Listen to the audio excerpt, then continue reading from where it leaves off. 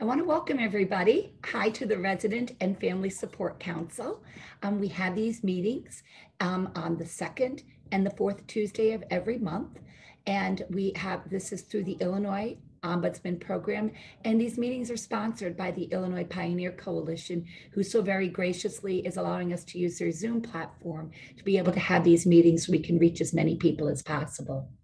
The purpose of these meetings, as a reminder to everybody, is to make sure that we are providing information to help empower people so they can have the quality of life that they deserve to have as they live in long-term care facilities. I do want to let people know that we do put information into the chat. Stephen, I can see, is already well at it, putting a lot of resource information into the chat to be able to help you. That includes information on visitation and long-term care, the regulations, essential caregiver guidance, and things like that. So please do check out the chat. And while you're in that chat, if you could please put your zip code in there, as well as if you have more than one person who's watching this with you or who's engaging in this with you, if you could put how many people there are that are attending with you, that would be helpful for us. So that way then we can see how many people that we are reaching throughout the state. Also, I do want to remind everybody that these meetings, we know that not everybody can make it to a meeting at 3 o'clock on a Tuesday afternoon. So we do record these meetings and they are on our YouTube page. The YouTube page is just IL for Illinois, IL Ombudsman Program. If you do a search for that, it should come right up and you'll be able to access all of our former meetings. So there's a lot of great information on there. And I'm sure that if you just start perusing that, you'll find that it can be very helpful for you as you're navigating this really difficult world of long-term care.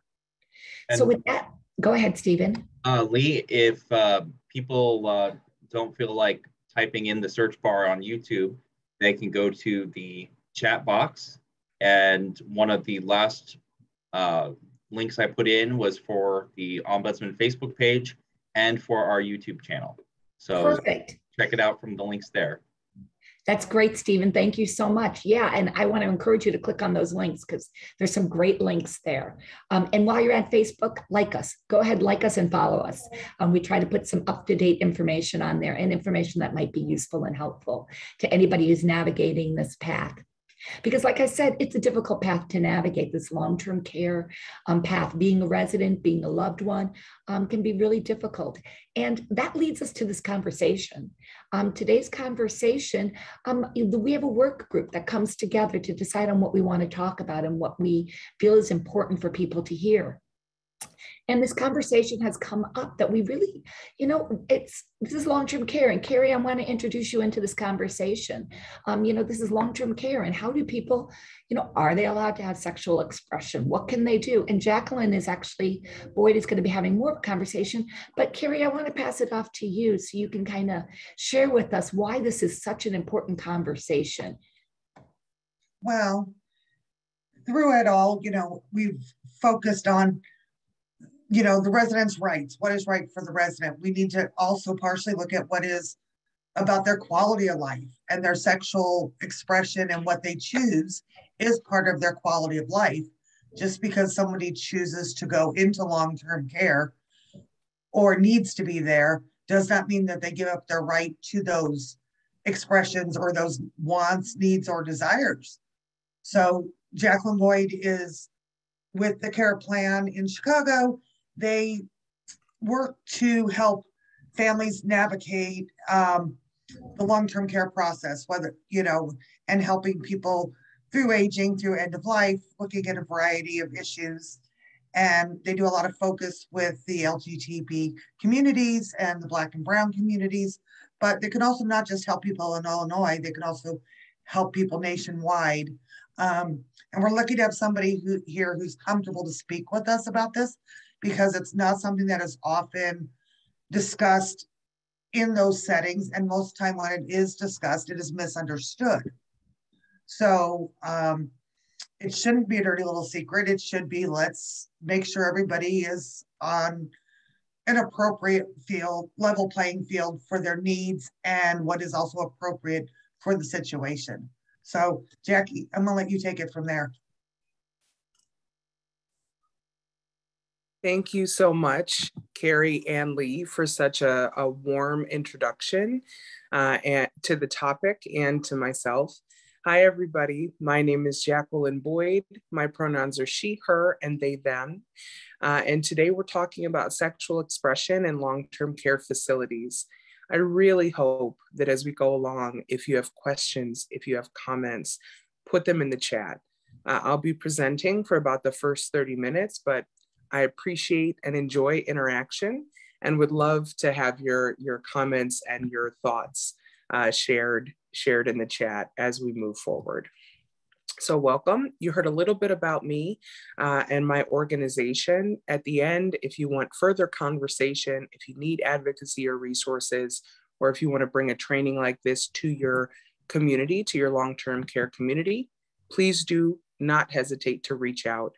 I'm going to put my information on the screen, and I'll share that again at the end. So our goals for today are to talk about healthy sexuality and intimacy in long-term care settings, and to really understand what are some of the best practices. How do we overcome ageism, which in our country means that, you know, we aren't always thinking about the aging process in a proactive way and with integrity and intention, and that we don't always incorporate the fullness of someone's life and personality and needs into their care in a long-term care setting. I encourage you to be kind to yourselves today in this session and to each other as we talk through some of these concerns. So I want you, whether you are a resident, a family member, a staff person, an administrator, to take a minute and really think about the fact that when someone enters into long-term care, that becomes their home, their only home, right? They may still visit with family and friends, but home is now the facility. And just think about all the things you do at home, all the freedoms you have, all the privacy you have, and imagine how that might change. How that might change in particular when you're in a facility that's pretty busy, where there's staff, new people to adjust to, protocols beyond your control and what you set the tone for in your own home. Think about the role that sex and intimacy plays in your life, the lives of your loved ones, in the people you've cared for. Sexuality is a normal part of our lives throughout the lifespan. From the time we're children, we express sexuality and sexual curiosity and a need for intimacy and touch and closeness. And for most of us, that extends through the end of our lives, that need for intimacy and close connection. I really appreciate this reminder from Daniel Reingold, president of the Hebrew Home in New York, who says anything people might do at home, they're allowed to do here, right? And sexual expression is something that many people engage in their home setting and aren't quite sure how to navigate as they age or as they move into long-term care. Because today, of course, we're talking about older adults, seniors, we're talking about people with long-term mental health support, need of mental health support, folks with disabilities, developmental disabilities. So it's important to remember that we're really talking about folks with a variety of needs. So some of the examples that I wanted to share are ones that have come up in my own lived experience. You really, until you work a floor in a nursing home, a skilled care facility, a long-term care facility, you really begin to understand how much sex is in the air for the residents and how much that need for intimacy is present in the day-to-day. So for my folks who are staffing long-term care facilities here today, I'm just curious if you have had any of these experiences. I remember the first summer that I was working as a certified nursing assistant in a nursing home. I experienced everything from a couple really advocating to have a shared room and a single queen size bed and private hours so that they could not be interrupted. That was one situation that took place.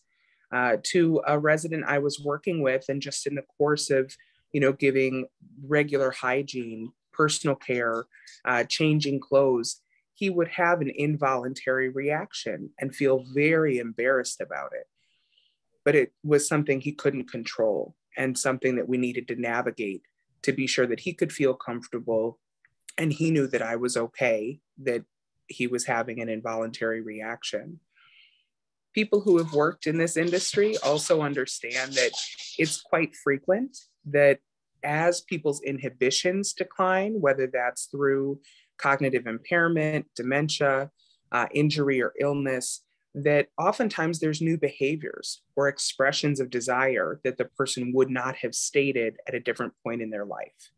For example, you may have seniors who express interest in you as a worker or as a visitor to the long-term care facility, something they would have never said out loud before. But due to dementia, due to impairment or injury, those filters are gone.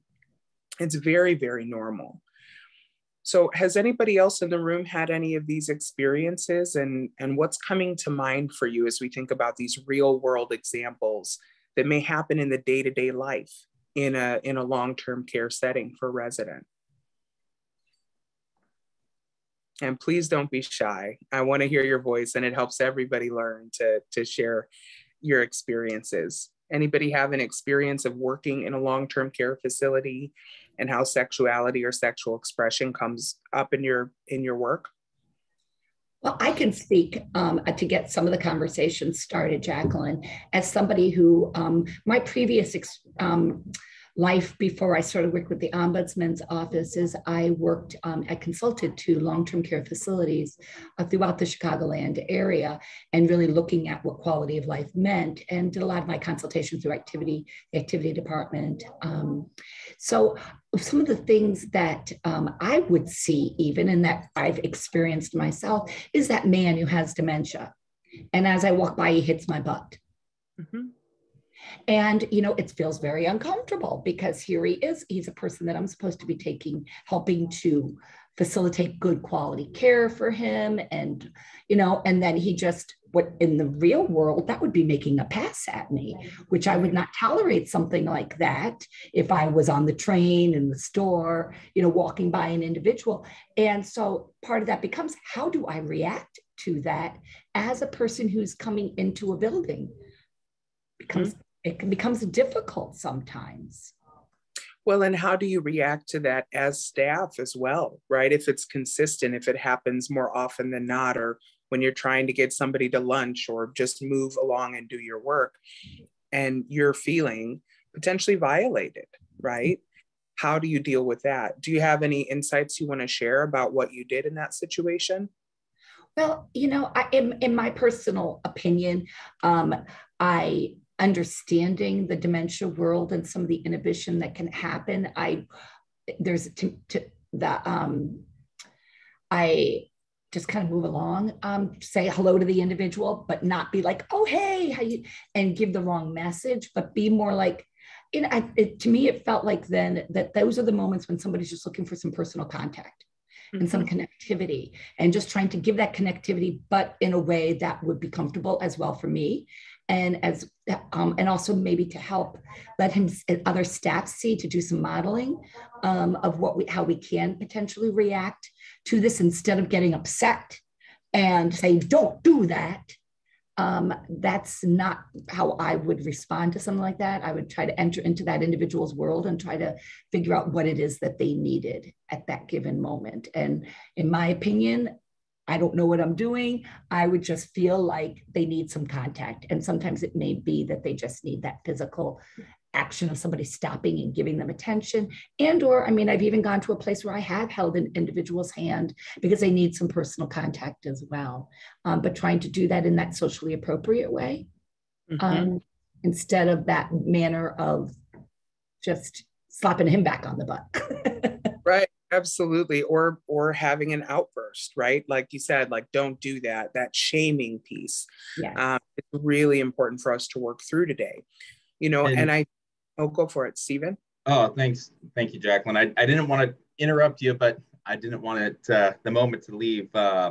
So, I hear a lot about female staff having issues with residents hitting on them and making inappropriate comments, but it also happens to us men too.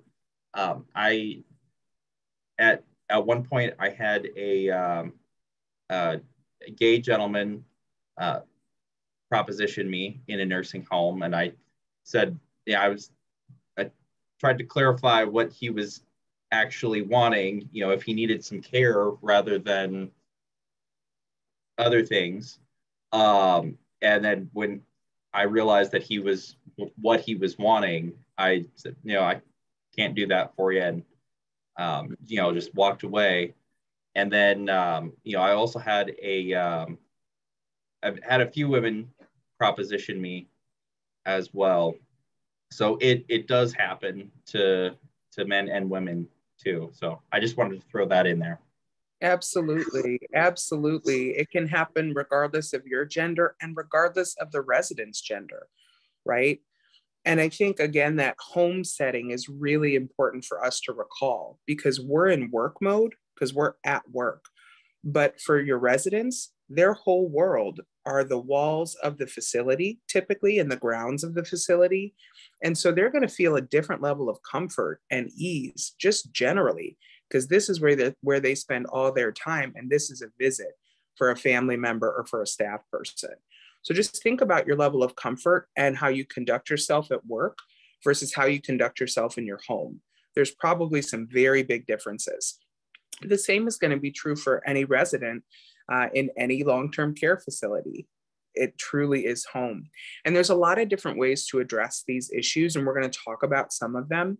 But I want you to think about sort of the personal responses and the procedural responses, right? So that it doesn't work without the other. If you are working at a family member visiting or a resident at a facility, and there's no policies or procedures on the books for how to support healthy sexual expression for residents and healthy boundaries with staff, then you're going to have miscommunication and a lot of different ways that people are doing things. And if you experience something on the personal side and there's not that procedure, it doesn't work. So we really need both. We need to be prepared for our personal responses and that personal engagement, like what Lee was talking about. And then we need to also be prepared for how do we up our game as a facility or as an organization to acknowledge sexual expression throughout the lifespan and in different settings, and be sure we're really supporting staff and residents. So what do we know? Some of the things we've already talked about, that sexuality and intimacy are a normal part of human experiences and needs. And that's just a normal part of the scope of human experiences and needs. There, of course, are folks who are asexual or aromantic and aren't necessarily interested. And that may be part of their experience through later life as well, or in a long-term care setting. But by and large, sexuality and intimacy are part of the human experience. Residents have the right to have consensual sexual and intimate encounters. And that's really, from the Ombudsman's perspective, I think a key takeaway for you today. That residents have the right, just as you saw in the previous slide, to act in the way they would in their homes, as long as it's consensual and they're in line with the facility's requirements and recommendations.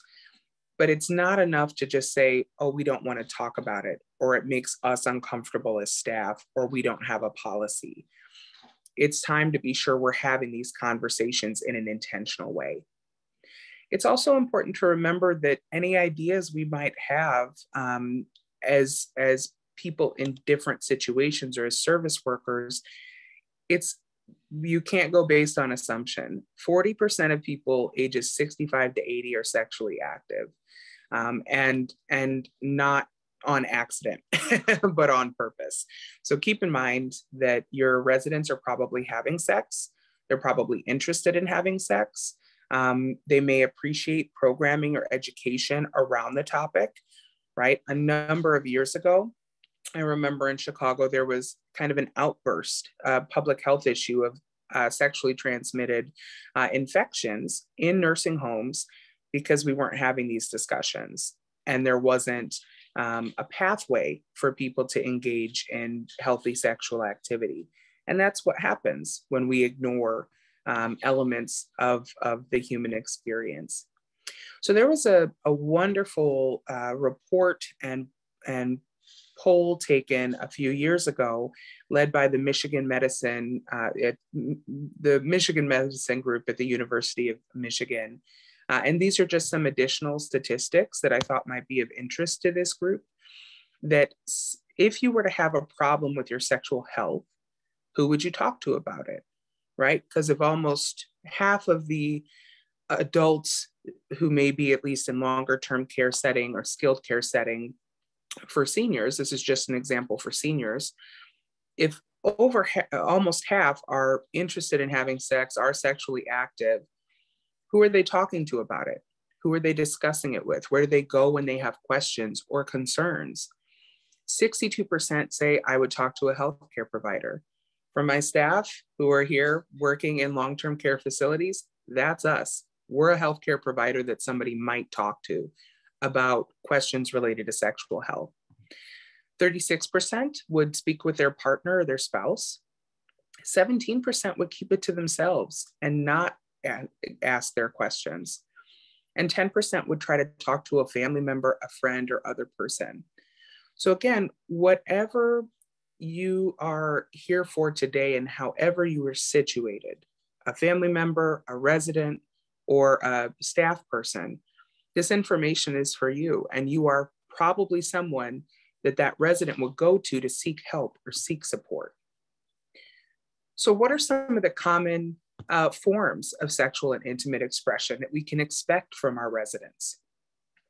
Everything from hugging, kissing, hand holding, cuddling, verbalizing attraction, right? Saying things to let another person know, hey, I think you're interesting and I might want to spend some time with you, to, as in Stephen's example, asking for sex or for sexual interactions. People may be interested in masturbation, self-pleasure. They may be expressing interest in another resident, right? Sort of having their eye on somebody, trying to spend time with them, pursuing them. And they may be actively engaging in sexual activities. So what do? How do we support our residents? And what really are their rights? How do we navigate this space? I think it's important to bring back, again, for the professionals in the room and for the residents and family members who may have questions around this topic, the issue of ethics. That ethics is knowing the difference between what you have a right to do and what is right to do. And in this slideshow, which I hope you'll have access to afterwards, but at least you'll get the resources today during our time together, I've shared the current resident rights for the state of Illinois. And it's important to remember that people do have the right to have sex, to have intimacy, to have these interactions, as long as both parties are consensual. So what are some questions we might ask? What are some things we might consider? And this is primarily geared towards family members and staff, because if you're a resident watching this, you probably already know your answers to these questions.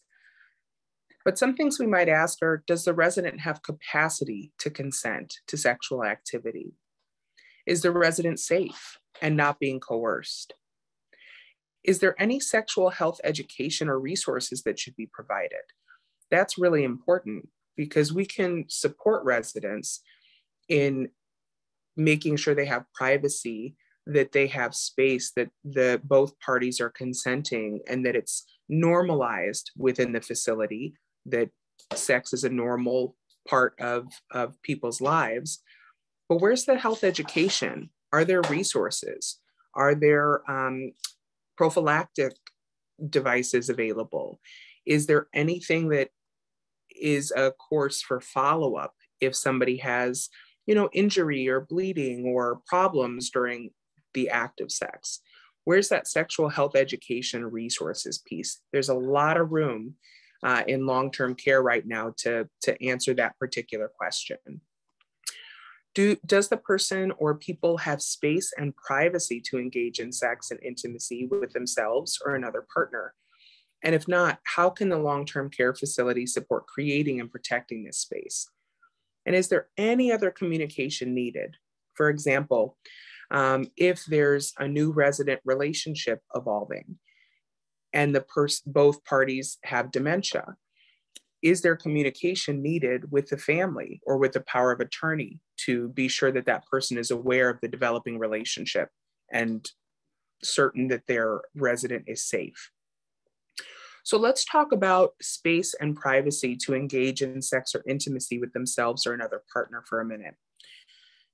I'm very curious for anybody in the room, if you have two people in a room, say that your resident has a shared room situation and they have a roommate, and maybe they don't want to have sex with anybody else, but they'd like to have some pleasure with themselves from time to time. How could that be navigated? How could it be navigated that in a shared room, people have enough privacy to have intimacy with themselves? How would, just at that basic level, how could that be addressed? Or how have you seen it addressed? I think that's a really important question. And I don't know if I've ever seen it addressed. To be perfectly honest with you, Jacqueline, I have not seen that in my 30 plus years of working in long-term care facilities I haven't seen them, people even accepting that people will do that. That is, people are shamed, like you talked about. And so I think that's a great question. I think somebody may have put something into the chat actually that said that the intermediate facilities for the mentally disabled facilities seem to do a better job with this as they have a younger population. But also one of my nursing homes has BH and clinical long-term care, and they do document sex education, provide condoms, and it's care planned, et cetera. That's fantastic. That's a great way to approach it, right? That's that process to support the personal interactions. So having programming like that is a great best practice to be sure that your staff have worked through their own bias and assumptions about the residents, right? That sex may or shouldn't be happening, that it's something to be ashamed about, that, it's not part of their job to even be aware of or prepared for. What we want is for staff to understand and work through their internal biases, if they have them, about what healthy sexuality looks like at every stage of life. And so that's the starting place. But then you need the process pieces of what do we do? How do we educate staff? How do we provide the right supports to residents? Where do residents go if they have questions? Care planning that, providing those sexual health resources, that's a great model and example. What are some other ways that residents might navigate this, right? Maybe they don't want to bring it to staff. Maybe the resident wants to figure it out with their roommate. How might that work?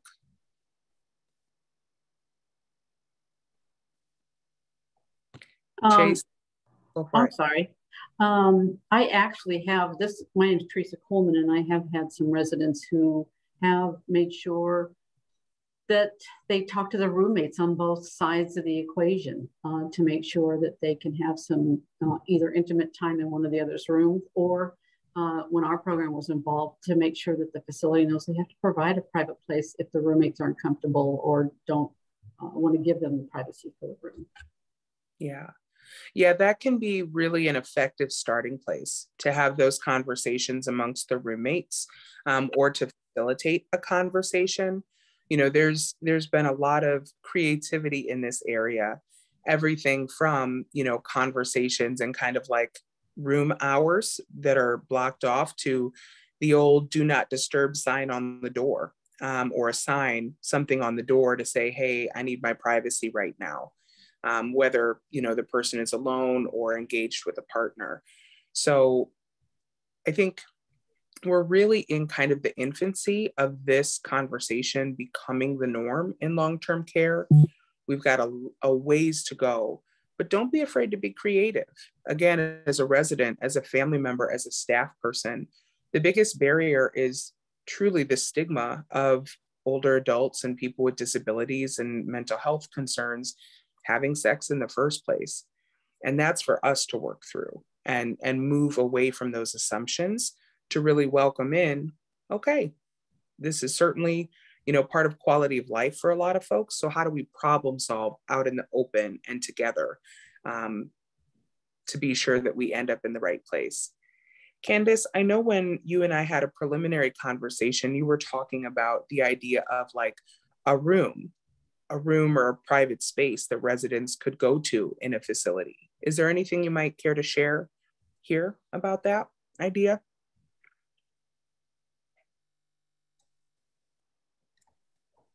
Well, while Candace is finding the unmute button, I want to say that, Jacqueline, just even what you're saying is, I'm even thinking if people just might want time to themselves, period. And we don't have to know what it is that they're doing with that time to themselves. That doesn't have to be disclosed, because that could be uncomfortable for some people to say, now everyone's going to know once my door closed what I'm doing inside there.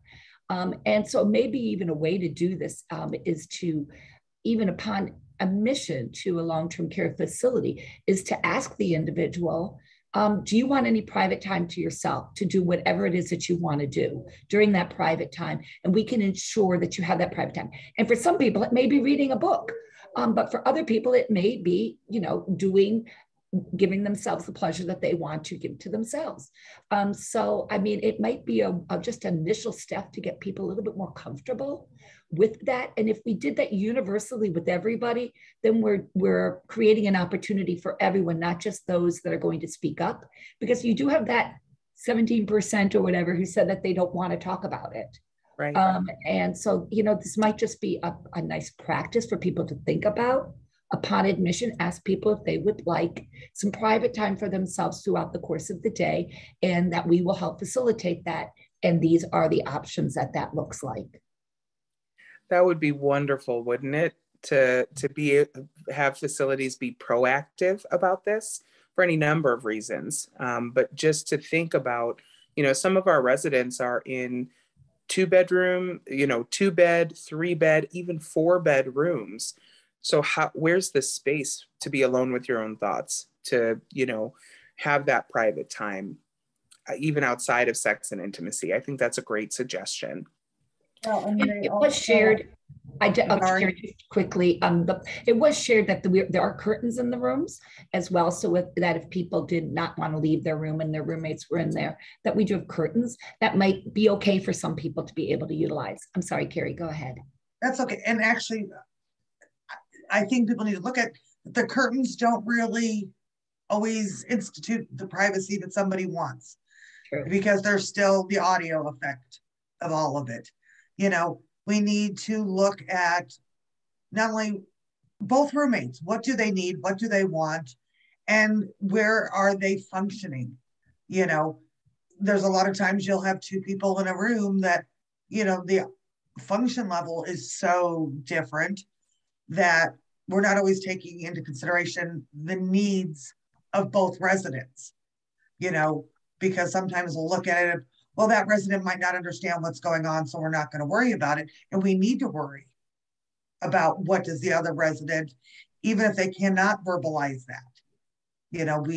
I think we miss a lot on how do people cohabitate, that it works for both of them if they cannot communicate with each other.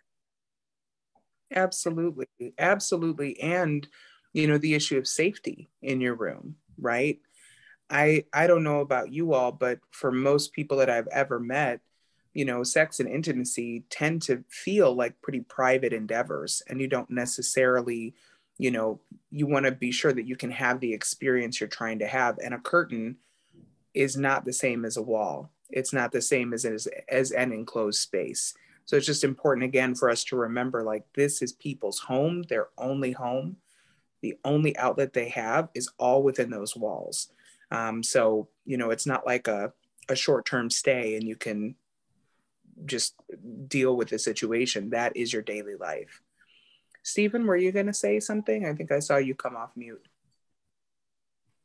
Well, I was just going to bring up the curtain issue, but that's been covered. Okay. Hello, Veronica Riley on the phone, and I just have a comment concerning asking if they're sexually active or whatever when they're coming in. I do have a cousin I'm a POA for, and after an interview, they did turn her down and told me that she was a liability, being a young woman who could still reproduce, and stating that she would be sexually active. So what do we do about that? Well, do you mind if I ask what you did in this situation? And did that come like in a letter form from the facility, or was it kind of a verbal conversation? Can you tell us a little bit more detail? It was a verbal conversation. It was based on the fact that she already had a child and had, while she was in a different facility. And so they just were very open and said that it would be an insurance issue for them if she was to get someone to come into her room, staff or another resident, so that they would not take her for that reason. Mm-hmm. Absolutely. Well, thank you very much for sharing, that scenario. And that sounds more than a little complicated to deal with. I'm curious from the ombudsman's perspective, what your recommendations would be before I share what I would do as an advocate. We have several ombudsmen that are on the call, and I would welcome any of you to open up your mic and share, particularly if you have encountered this situation.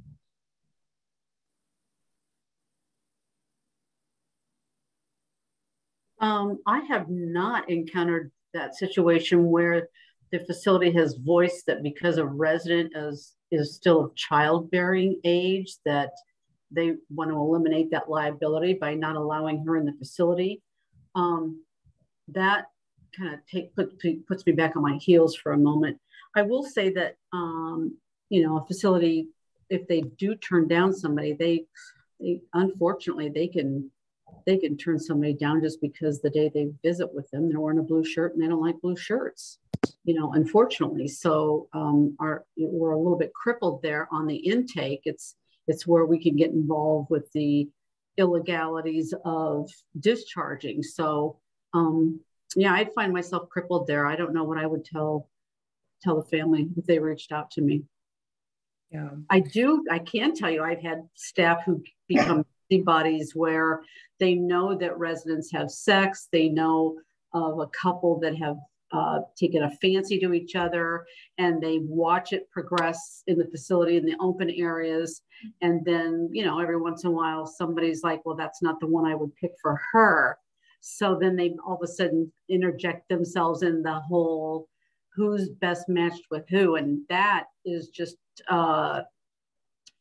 that's just a fire starter right there. So, just looking at those behaviors is kind of a handicap all by itself. Yeah.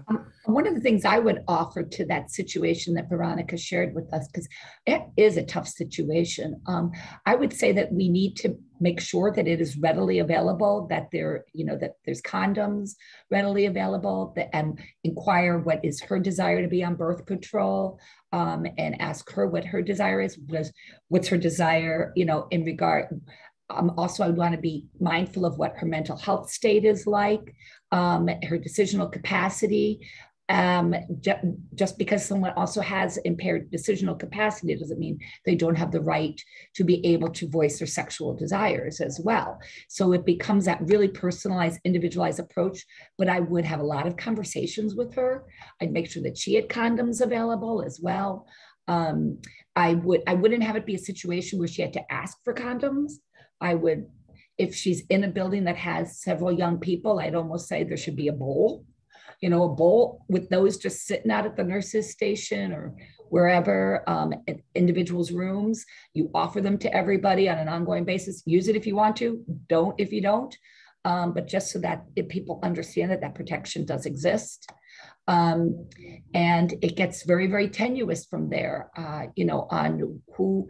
It becomes very personalized intervention then after that for who the individual is and where they're coming from in regards to some of their, I don't like to say the decisional capacity because that feels funky to me to say that, because I do know people who have impaired decisional capacity, but they could also make a human choice to engage in a human act. So I don't know. I think it becomes a very, very difficult situation. And you hate to say it. And then you got a building that's going to say, I don't want to deal with it. So she can't come here. And that doesn't feel very fair either. Yeah. Well, and at the same time, you have to look at buildings that do it right, whether it is, a building full of younger adults with developmental disabilities, and, you might get a support staff that finds the poster a little too revealing that, somebody puts on their wall, but it's not like they're displaying anything that's inappropriate. It's just not always desirable for other people. And that again goes back to, that is their room, that is their home, that is their room, that is their choice. Early on, with my son, we had some of that. And trust me, these were not disgusting posters, because I would have had an issue as being mom, but they were still things that some people were like, really? Yes, this is his room, this is his home. Yes, we are going to allow that. And he is allowed that. And making sure people understand that just because somebody has a developmental disability or has a cognitive disability or even a physical one, they still have their wants, needs, desires, and their rights. And their rights supersede all of it. Right. But I think it's a black hole as well, because as much as it's their right to have that poster on the wall, if you have other residents who find the poster offensive, that it's a case study that could go on forever, and we can find people. I mean, you can find people on both sides of the fence that can advocate for both sides of it. I get that. When you're in a facility and you see residents that already reside there, and you're wondering about their mental capacity, substitute, different words in there, rather than, what if somebody has, they're on the border of mental capacity. What if somebody has mental capacity, but they're just easily manipulated? So what are you going to do there? Are you going to interject yourself and think that that you being a staff person, or you maybe being a family member thinking, I know best, so I'm going to do best for you, because it comes down to the wants and desires of the resident. But there are those that can, there's those of us who have a higher IQ that still can be easily manipulated. So there are stories all the time, as it was pointed out, there's risks in life, and, and we all have made bad decisions sometime in our life, but you can't take away the right of a resident to make a bad decision if that's what it is. I think the original question was about somebody who had a family member who they were turned down for admitting them to a facility. That's where an ombudsman's going to find themselves a little bit handicapped in advocating for somebody who is not yet a resident of that facility. If they are not a resident of that facility, we are kind of strapped as to what we can do to support them for that. Unfortunately, by the time a facility comes back to you and gives you a reason, if they respect you enough to give you a reason why they don't admit somebody to be a resident of the facility, they've made that decision, and the ability to persuade them to change their minds is sometimes futile. But I just wanted to say that our program does advocate for residents in facilities, and does say that if they want to have sex, they can have sex. But we find ourselves strapped when it comes to that whole admission process, as far as stepping outside the scope of what we can do. It is. And that's where, to the person who asked the question, that's the time to really put on your project management and your advocacy hat. Because there's a couple of ways that I would approach this as an advocate, as a care navigator, that's different than how the ombudsman can, just because of scope of their job. A patient advocate, a care manager, a care navigator, is like a private or a non-for-profit company that you can work with to address this situation. Because what you're running into is, how do you get through those gatekeepers to find the right facility and make sure that there's clarity and clear communication from the beginning through that person's stay. So if it was me, I would be, working with somebody I trust maybe a family friend that, knows a lot about senior care or long-term care facilities, to say, hey, what are the facilities in the area that are a little bit more liberal or open-minded when it comes to quality of life for residents? Are there any places that you would recommend? And kind of start to put your list together. And then it's the personal relationship before the referral is sent. So before there's ever a referral sent, you want to call and speak with the director of admissions. And also, if you can, speak with the administrator to build the relationship, to explain the situation, and to ask for problem solving together. So that's, as an advocate ahead of time, what I would recommend doing is, getting that list of your top favorites and taking the time to build the relationship, explain the situation before they're just looking at a referral packet from the last facility saying this person got pregnant and then we had to kick them out. Like, you need to have those personal relationships and tell the story to have any hopes of getting in the door. And I run into this, not yet with pregnancy, but with folks who have a criminal background or a record as a sex offender. Those things come up a lot of times because facilities will just automatically tell you no, even if the criminal record was for something nonviolent 50 years ago. A lot of places it doesn't matter. So it's the relationship building ahead of time that I would recommend. And if you want to talk about it outside of here, please reach out. I'd be happy to talk you through, if you're still in that situation, how to navigate it. Thank you, everybody, for all your great thoughts so far. And keep those questions coming if you have questions. And I would love, Lee, can I get a time check? What time is it, friend? Because I can't see my... Yes. It is 3:47. Great. Let's keep moving.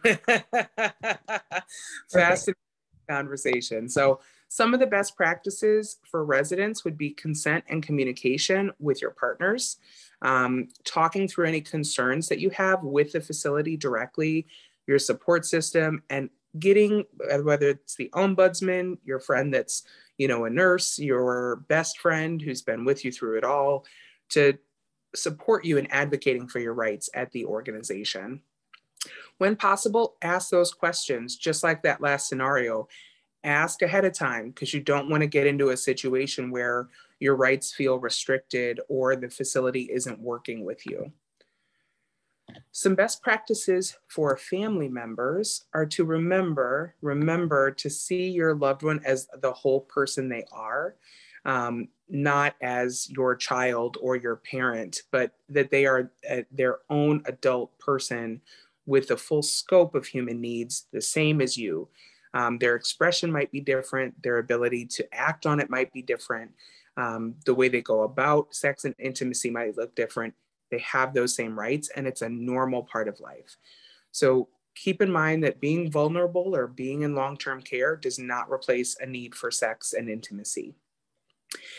Expect for your loved one to have these needs and for them to maybe change or be expressed differently at different stages, right?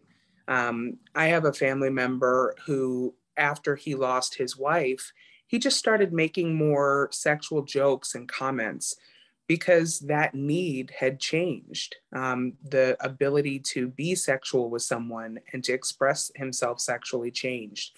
So then he was making more comments in a public way that he never would have before. We all change every single day, and your loved ones do too. And so being aware that that expression may differ over time. But whatever the situation, please try to come from a place that is supportive and non-judgmental to communicate and problem solve. And final best practices for staff: to normalize sexuality and intimacy in long-term care settings, and to have and create space for these conversations, to again equip staff to address on the personal level when things come up, and to have those processes and procedures clearly outlined so that people know what to do, how to behave, how to meet these needs. We can always improve upon our current policies. Support, support, support. Utilize a person-centered approach whenever possible, and really work to address any internal bias or shame. There's ways in which we can, unfortunately, in in older adult and disabled care infantilize our residents unintentionally. So we really, as an industry, need to be looking at that respect, that consent, and addressing any internal bias where we may be being casually dismissive of a resident's sexuality or their needs in that area. So I wanted to provide a couple of resources and things to be aware of. That, of course, there are times when behaviors are inappropriate or cross a line if they're non-consensual. It's important to address that immediately with the person in the moment if the resident is able to, or if the staff member is able to inform and discuss with a direct supervisor or with someone in charge in the facility, and then to create a plan and implement it, right? Say that it's someone's roommate who is making them feel uncomfortable, that needs to be addressed right away. And if it can't be resolved, then maybe there's a room switch that needs to happen. If education and setting boundaries doesn't work. If there's a situation that rises to the level of abuse, or if you have concerns about abuse, just the same as in any other area, you want to report it to the Elder Abuse Hotline or to the Mental Illness and Developmental Disability Hotline. I believe we'll be having a future conversation on the subject of sexual abuse, but that's not what we're here to talk about today.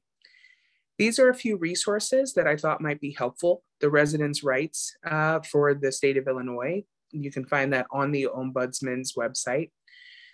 There's a wonderful, wonderful guide, Hard to Love, the Addressing Sexuality and Long-Term Care, a Person-Centered Approach to Intimacy and Dementia. And that question of assessing capacity, does the resident have the capacity to consent if they have dementia or impairment? There's some really great tools and resources in that guide. So take a look through. These are all available online, so you can take a quick look now or use them as resources as you build out what your plans are at your long-term care facility. And then the final document, Ethics and Intimate Sexual Activity, is for my researchers in the room, folks that want to know what's the data say, what's the conclusions drawn and the statistics. That'll give you what you're looking for on that front. Okay. So I'll put my information up again if people have questions following this. If you have personal advocacy needs that you know are outside the scope of the Ombudsman and you want to talk about, I have an amazing 10-person team. We'd be happy to help you. And if you want any additional resources, don't hesitate to reach out. I do this work because I love it. I care about our clients that we get to serve at the care plan and the residents in long-term care across the state of Illinois. So don't hesitate, reach out. And are there any questions or comments that people want to share? I know this could be like a 3-hour day. What a great conversation. Jacqueline, Go ahead. Go ahead. This is Patricia Canes. I work with the Illinois Department of Public Health. One of my questions is that you say that there is some resident rights form. Why sexual rights are not included between those rights that are given to the individual when they come into the facility, so the person will be informed since the beginning about the openness to conduct sexual activities, but also the rules about these sexual activities and the protection about sexual activities. And I am saying it just basically because we have seen an increase of sexually transmitted disease and as well as HIV in older population. But in reality, older people need to rejoin again these dating lines in which we need to understand what's the risk. They need to understand their own risk, and at the same time, how to continue enjoying their sexual life. So if it is written as part of the consent process, it's obvious that for the family, for the residents, as well as for the staff, becomes very clear where you can draw the line. I think that's a great recommendation, and potentially the ombudsman's office will take that feedback and be able to, work at the state level to try and update those rights. You're right, there's only one or two sentences in there that speak to sexual interactions, and that's really just accommodations for couples who are married. So there's a lot of room there for clarification from my read on it, unless somebody knows something different than I do.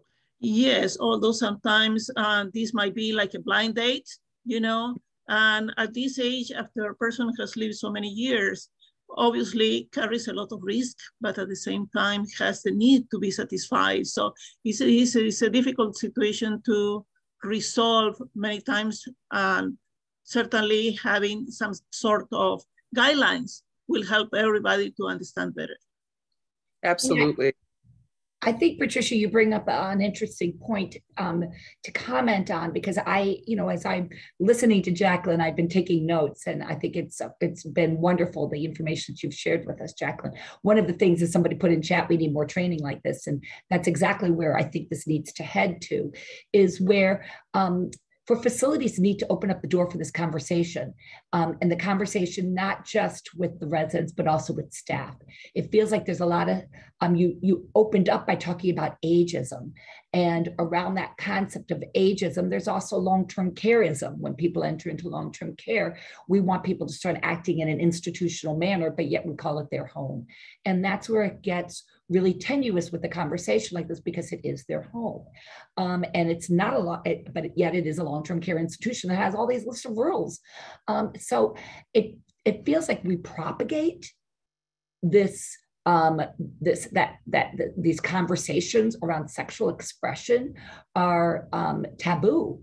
And I think it feels like if we were to have open and honest conversations like we're having today, that it would help staff to be able to explore and understand how to engage with residents, so that they're making sure that the residents' needs are getting fulfilled in the manner that the resident wants that done for them on that individual basis.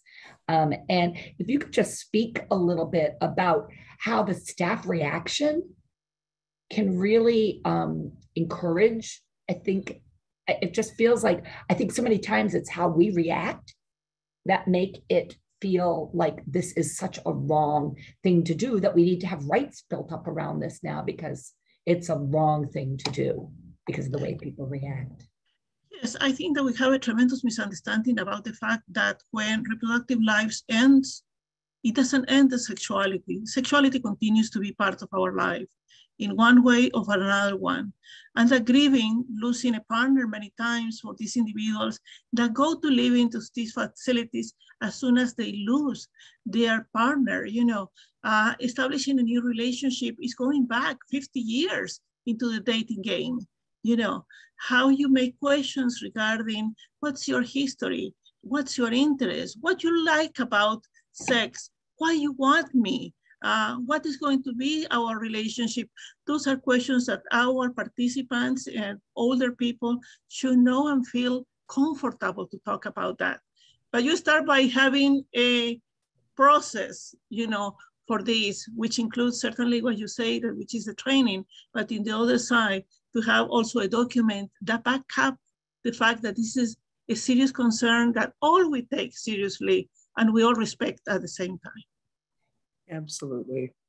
It was brought up in the chat that somebody says they're looking for an easy sex education assessment that we can use and address nonverbal and shy participants that were taught not to talk about this subject from families.